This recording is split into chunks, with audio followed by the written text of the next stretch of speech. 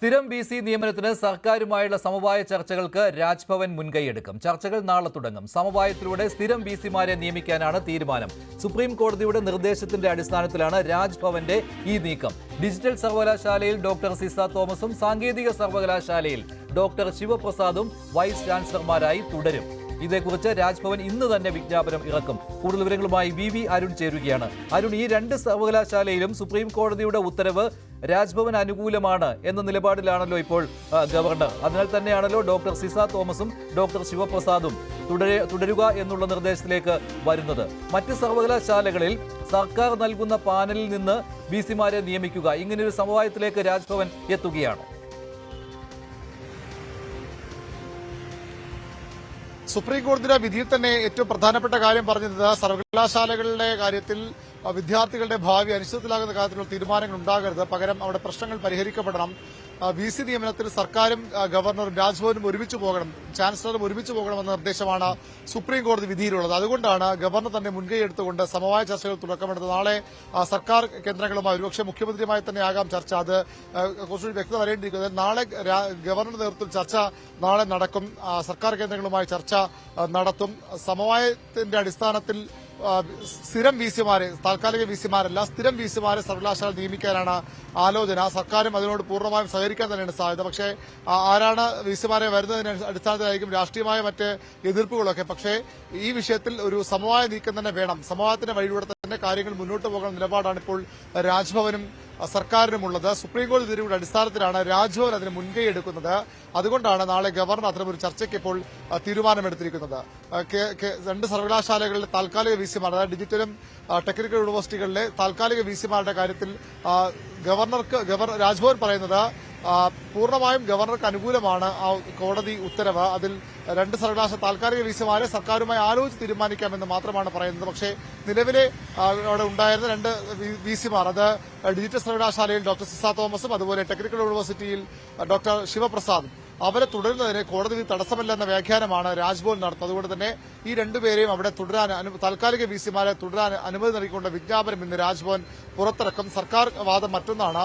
സർക്കാരുമായി ആലോചിച്ച് മാത്രമേ താൽക്കാലിക ബി.സിമാരെ നിയമിക്കാവൂ എന്നാണ് സുപ്രീം കോടതി ഉത്തരവിൽ പറയുന്നതെന്ന് സർക്കാരും വാദിക്കുന്നു. പക്ഷേ ഗവർണർ അത് അംഗീകരിക്കുന്നില്ല. പകരം അവിടെ താൽക്കാലിക ബി.സിമാരുടെ കാര്യത്തിൽ ഗവർണർ നേരത്തെ നിയമിച്ച രണ്ടുപേരെ തന്നെ വീണ്ടും, ആരിഫ് മുഹമ്മദ് ഖാൻ നിയമിച്ച രണ്ടുപേരെ തന്നെ വീണ്ടും നിയമിച്ചുകൊണ്ട് ഇന്ന് തന്നെ രാജ്ഭവനിൽ വിജ്ഞാപനം ഉണ്ടാകും. പക്ഷേ അത് വീണ്ടും ഒരു തർക്കത്തിലേക്ക് പോകുമോ അരുൺ? കാരണം മറ്റ് സർവകലാശാലകളുടെ പോലെ അല്ല ഈ രണ്ട് സർവകലാശാലകളിലും, സാങ്കേതിക സർവകലാശാലയിലും ഡിജിറ്റൽ സർവകലാശാലയിലും അവിടുത്തെ ചട്ടം അനുസരിച്ച് വൈസ് ചാൻസലർമാരെ നിയമിക്കുക എന്നുള്ള കാര്യം പറഞ്ഞിട്ടുണ്ട് ഈ ഉത്തരവിൽ തന്നെ. We clarify that it shall be open for the chancellor, അതായത് governor, to issue 2 fresh notifications for the purpose of continuing with the present vice chancellors in accordance with the section 37 and section 1110 respectively of the 2 enactments for the appointment of vice chancellors in both the universities. ഇതാണല്ലോ ഇപ്പോൾ തങ്ങൾക്ക് അനുകൂലമാണെന്ന് രാജ്ഭവൻ പറയുന്നത്. അതായത് ആ രണ്ട് സർവകലാശാലകളുടെ കാര്യത്തിലും രാജ്ഭവന് പൂർണ്ണ അധികാരം നൽകിയിട്ടുണ്ട് എന്ന്. പക്ഷേ ഇത് വീണ്ടും ഒരു തർക്കത്തിലേക്ക് പോകുമോ? സർക്കാർ ഇത് സമ്മതിക്കുന്നില്ലല്ലോ. കാര്യമായ തർക്കത്തിന് സർക്കാർ നിൽക്കാനിടയില്ല. കാരണം താൽക്കാലിക ബി.സി. നിയമനമാകില്ല സർക്കാർ ഒരുപക്ഷെ ഒരു പ്രധാനപ്പെട്ട പ്രശ്നമായി എടുക്കാൻ പോകുന്നത്. അതിൽ ഒരു കടുംപിടുത്തം സർക്കാർ സ്വീകരിക്കാതിരിക്കാനുള്ള സാധ്യതയാണുള്ളത്. അങ്ങനെയെങ്കിൽ ഒരുപക്ഷെ മറ്റുള്ള സർവകലാശാലകളിൽ സ്ഥിരം ബി.സി. നിയമനത്തിൽ രണ്ടുപേർക്കും അംഗീകരിക്കാൻ കഴിയുന്ന, പൂർണ്ണമായും സംഘപരിവാർ അനുകൂലികളെ നിയമിക്കുന്നു എന്നുള്ളതാണ് സർക്കാരിന്റെ പരാതി. പക്ഷെ അതിനിട കൊടുക്കാതെ സമവായത്തിന്റെ അടിസ്ഥാനത്തിൽ കൃത്യമായ യോഗ്യതയുള്ള ആളുകളെ ഈ സർവകലാശാലകളിലേക്ക് ബി.സിമാരെ കൊണ്ടുവരാനാകും സർക്കാരും ആഗ്രഹിക്കുന്നത്. ഈ രണ്ട് ബി.സിമാരുടെ കാര്യത്തിലും ഡോക്ടർ സിസ തോമസിന്റെ കാര്യത്തിലും ഡോക്ടർ ശിവപ്രസാദിന്റെ കാര്യത്തിലും സർക്കാർ വഴങ്ങിയാൽ അത് കീഴടങ്ങലായി പോകുമെന്നുള്ള ഒരു കാര്യം കൂടിയില്ലേ? അതാണ് ഞാൻ ചോദിച്ചത്. ഇത് രാജ്ഭവൻ എന്തായാലും ഈ രണ്ട് യൂണിവേഴ്സിറ്റികളിലും ഇവരെ തന്നെ നിയമിക്കണം എന്ന കാര്യത്തിൽ ഉറച്ചു നിൽക്കുമ്പോൾ സർക്കാരിന് അത് പ്രശ്നമുണ്ടാക്കുമോ എന്നുള്ളതാണ്. അതോ വഴങ്ങാൻ തന്നെയാണോ, കുഴപ്പമില്ല എന്ന് തന്നെയാണോ?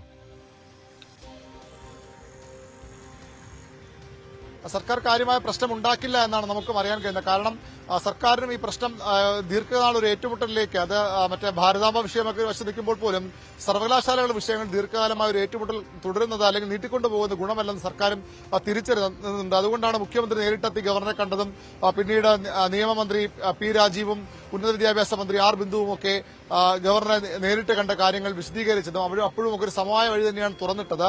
സർവകലാശാലകളിൽ സ്ഥിരം ചാൻസലർമാർ വേണം, വൈസ് ചാൻസലർമാർ വേണം. അത് പൂർണ്ണമായും സംഘപരിവാർ അനുകൂലികളല്ലാതെ യോഗ്യതയുള്ള ആളുകൾ നിയമിച്ച ഒരുപക്ഷെ സർക്കാരും എതിർക്കില്ല.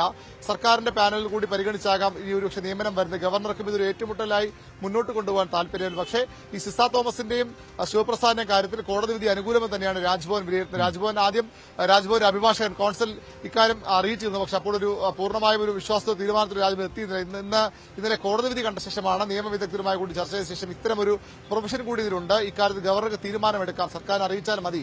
അതുകൊണ്ട് ഈ നിലവിലുള്ള ആളുകൾ തുടരുന്നതിൽ തടസ്സമില്ല എന്ന കോടതി വിധിയിൽ പറയുന്നുണ്ട്. അതുകൊണ്ട് അവരെ തന്നെ പുനർനിയമിച്ചുകൊണ്ടുള്ള വിജ്ഞാപനം ഇന്ന് തന്നെ രാജ്ഭവൻ പുറത്തിറക്കും. പക്ഷേ അതൊരു സ്ഥിരം നിയമനമല്ല, താൽക്കാലിക നിയമനമാണ്. 6 മാസത്തിലധികം താൽക്കാലിക വിസിമാരുടെ നിയമനവുമായി മുന്നോട്ട് പോകരുതെന്ന് സുപ്രീംകോടതി വിധി തന്നെ പറയുന്നുണ്ട്. അതുകൊണ്ട് എത്രയും വേഗം മറ്റ് സർവകലാശാലകൾക്കൊപ്പം ഈ 2 സർവകലാശാലകളിലും സ്ഥിരം വിസിമാർ വരും. അപ്പോൾ ഈ പ്രശ്നം പരിഹരിക്കപ്പെടും. തൽക്കാലത്തേക്ക് ഒരുപക്ഷെ ദിവസങ്ങളിലേക്കോ ആഴ്ചകളിലേക്കോ മാത്രമാകും ഇവർക്ക് വീണ്ടും ഒരു ചുമതല നൽകുന്നത്. പക്ഷേ അതിൽ ഒരു വിട്ടുവീഴ്ചയ്ക്ക് ഗവർണർ തയ്യാറാകില്ല. സിസ തോമസും ശിവപ്രസാദ് തന്നെ അവിടെ താൽക്കാലിക വിസിമാരെ വരും. നേരത്തെ ഈ ഹൈക്കോടതി വിധി വന്നപ്പോൾ ഡിവിഷൻ ബെഞ്ചിന്റെ വിധി വന്നപ്പോൾ സർക്കാർ 2 പുതിയ പാനൽ സമർപ്പിച്ചിരുന്നു. ആ പാനൽ രാജ്ഭവൻ ഇതുവരെ പരിഗണിച്ചിട്ടില്ല. ഇനിയും ആ പാനൽ പരിഗണിക്കില്ല. പകരം താൽക്കാലിക വിസിമാരായ സിസ തോമസും ശിവപ്രസാദ് തന്നെ വരും. പക്ഷേ ഈ സ്ഥിരം വിസി നിയമനം വരുമ്പോൾ ഒരു സമവായ വഴിയാണ് രാജ്ഭവൻ ആഗ്രഹിക്കുന്നത്. സർക്കാരും അതിനൊപ്പം നിൽക്കും. അങ്ങനെ ഒരു വലിയൊരു സമവായ വഴി തോന്നുമ്പോൾ ഈ 2 വിസിമാരുടെ കാര്യത്തിൽ ഒരുപക്ഷെ സർക്കാർ നിർബന്ധം പിടിക്കാനുള്ള സാധ്യത കുറവാണ്. ശരി, വി അരുണാണ് വിശദമായ കാര്യങ്ങൾ നൽകിയത്. ഡിജിറ്റൽ സർവകലാശാലയിലും അതുപോലെ തന്നെ സാങ്കേതിക സർവകലാശാലയിലും രാജ്ഭവൻ തന്നെ